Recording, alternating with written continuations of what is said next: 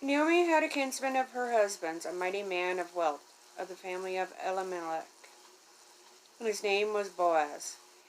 And Ruth the Moabite said unto Naomi, Let me now go to the field, and glean ears of corn after him, in whose sight I shall find grace. And she said unto her, Go, my daughter.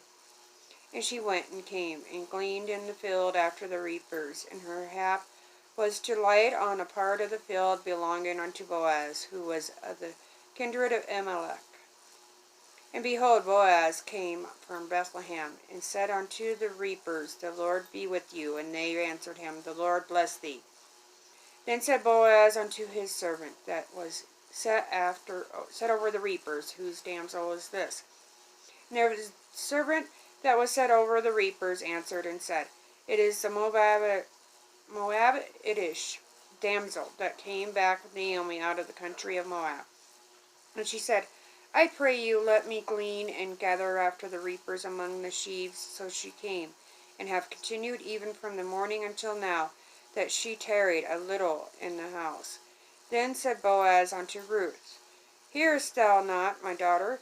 Go not to glean in another field, neither go from hence, but abide here fast by my maidens. Let thine eyes be on the field that they do reap, and go thou after them.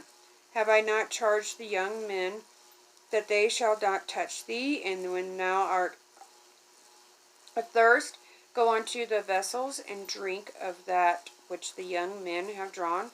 Then she fell on her face, and bowed herself to the ground, and said unto him, Why have I found grace in thy eyes, that thou shouldest take knowledge of me, seeing I am a stranger?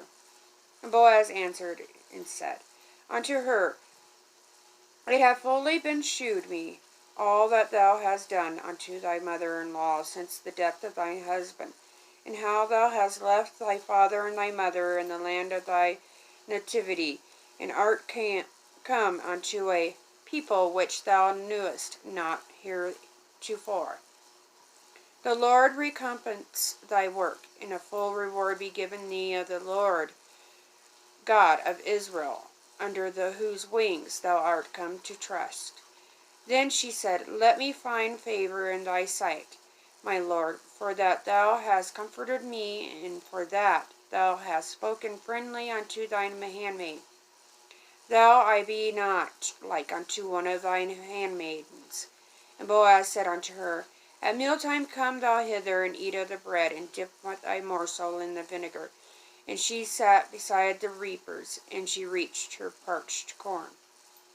And she did eat, and was sufficed, and left.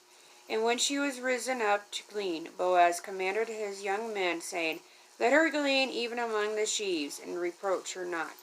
And let fall also some of the handfuls of purpose for her, and leave them, that she may glean them, and rebuke her not. So she gleaned in the field until even, and beat out that she had gleaned, and it was about an ephah of barley. And she took it up, and went into the city, and her mother-in-law saw what she had gleaned. And she brought forth, and gave to her that she had reserved after she was sufficed. And her mother-in-law said unto her, Where hast thou gleaned today? And where wroughtest thou? Blessed be he that did take knowledge of thee. And she shewed her mother-in-law with whom she had wrought, and said, The man's name with whom I wrought today is Boaz. And Naomi said unto her daughter-in-law, Blessed be he of the Lord, who hath not left off his kindness to the living and to the dead. And Naomi said unto her, The man is near of kin unto us, one of our next kinsmen. And Ruth the Moabitess said, He said unto me also, Thou shalt keep fast by my young men, until they have ended all my harvest. And Naomi said unto Ruth her daughter-in-law, It is good, my daughter, that thou go out with his maidens, that they meet thee not in other field. So she kept fast by the maidens of Boaz to glean unto the end of barley harvest, in a wheat harvest, and dwelt with her mother-in-law.